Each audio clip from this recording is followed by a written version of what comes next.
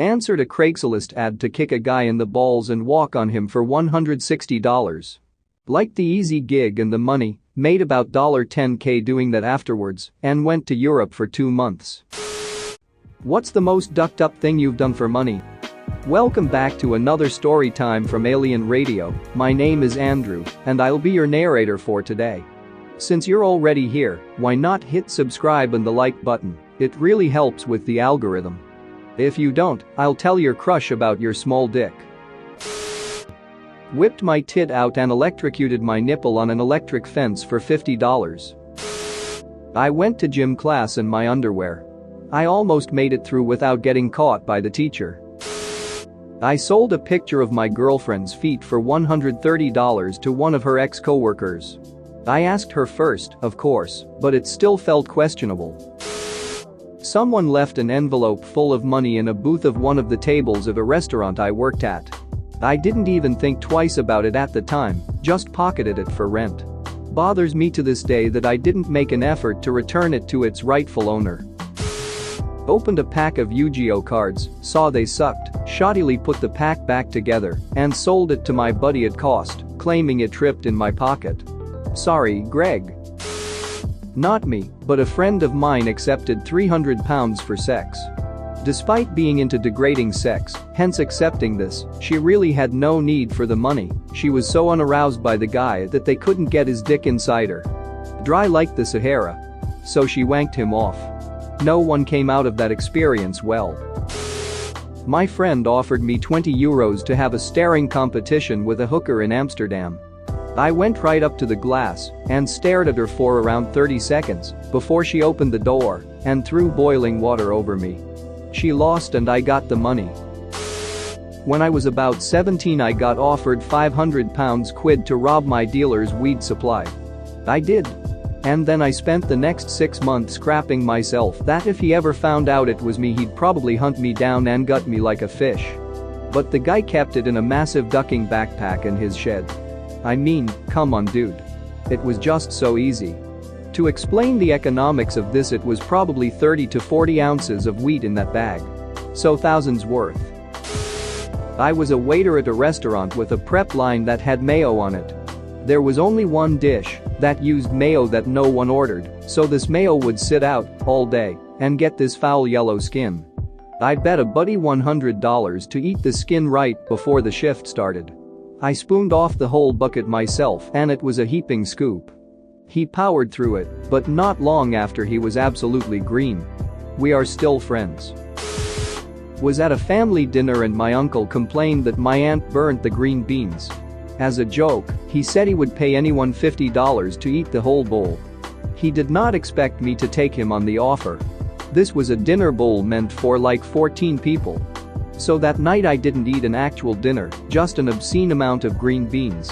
Surprised I didn't barf, and I had interesting weird craps for the next 2 days. Edit. You bet your ass I got the money. Late one night in my 20s in Okinawa, an overweight female bartender at a dodgy karaoke bar asked to see my dick. It was pierced at the time. I quipped that it would cost her $10. She joked back that for $10 I should be naked. Well, the other bartenders all threw into the pot, including a really attractive one, and so did some of the customers, mostly dudes who thought it would be funny to call my bluff. All told, I made around $120 to drink a beer in the nude while being jeered by a bunch of drunk expats. Guess I could put semi-pro stripper on my resume? I once was bored in my mid-20s, around 3 a.m., and I saw a gig on Craigslist. Turned out an escort needed a safe driver to get her to gigs. Not thinking too much about it, I contacted her and spent the rest of the morning driving her around. At one appointment she came downstairs and came to my truck, handed me $20 and told me she needed more condoms. I was taken back but decided what the hell. So I went to the local pharmacy, this was now almost 6 a.m., and bought 2 boxes of condoms for her. Went back, handed them off, then proceeded to wait for 2 more hours. She eventually came out. I drove her back home, where she paid me $150. I felt so wrong taking the money, knowing she was getting railed for her money, then had to pay me. I took the money anyways, and she was pleased I was a pleasant young man driver. One of the weirdest odd occurrences for me by far. When I was back in school, I had a good friend who was getting bullied quite badly. He was scared to stand up to the guy bullying him as he was quite small. He paid me the whole sum of a Mars bar to hit his bully round the back of the head with a fire extinguisher. Cue an unconscious 12-year-old and me getting a rather long suspension from school and interviewed by the police. I was such a douchebag back then. Edit to clarify, we were all in the same year at school. I was just a bit of a loose cannon back then. As others have said, it wasn't the high-pitched ding sound you'd expect, more a dull thud. No lasting injuries, brain damage occurred. The guy I hit was a real nasty piece of work, but I agree I took it too far and felt genuinely guilty after. The Mars bar was pretty ducking epic. I spent 5 years in China teaching ESL. In addition to the school I worked for, I took private students as well. One was a successful but bored plastic surgeon. 90% of his business was the same 3 surgeries, so he wanted to learn English to break up the tedium. He would call me at random times with little or no notice and ask if I wanted to come over and give him a lesson. So one night he called me to come to his office. Very normal. But when I got there, the nurse was giving me booties and a hairnet and telling me to scrub my hands. Before I knew it, I was in the operating room giving him an English lesson while he performed a nose job. I crap you not. I barely made it through. The surgery channel makes me lightheaded, and I was catching the live show. Pretty much scarred for life now. Edit. He wasn't performing surgery on me. It was someone else's nose job. I was just an observer. It was a violation of like all known procedures of sterility and cleanliness in the air, too. China is basically the Wild West. Met a girl online through a pole fitness thread. I was teaching pole at the time and traveling through her city with a friend, Canadians backpacking through Europe. She said she was interested in a private lesson. Because I was young and dumb, sure, whatever. My friend and I part ways at the train station. I do give her the girl's address, phone number, forum username, and the contact info of a friend who uses the forum. The girl's transgender, had run away from home, and was working as a stripper to make money. I knew all of that. However, the reality of the situation didn't hit me until I was in her apartment. She lived in a building where each floor shared a bathroom, and her apartment was a studio with a kitchenette. She had a twin bed, 2 chairs, a small table, and a pole. She had written words of affirmation like "You're a star," "You're amazing," "You're worthy," on paper and taped them all around her apartment. Cheap makeup and clothing was everywhere. Anyways, I taught a lesson as promised. Just very basic moves since she needed a lot of work. I gave her things to work on. She cried and said she felt beautiful and like a girl.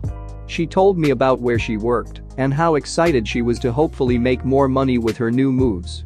She pays me money and I leave. It's ducked up because it was extremely stupid of me. I literally walked into a stranger's apartment building in a foreign country without even knowing what she looked like. I just assumed she was a real person because we had interacted in the thread loosely for months before I announced my trip.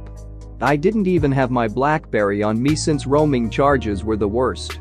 The entire thing also ducked me up because seeing the state of her apartment and having her cry about feeling beautiful just messed with my head.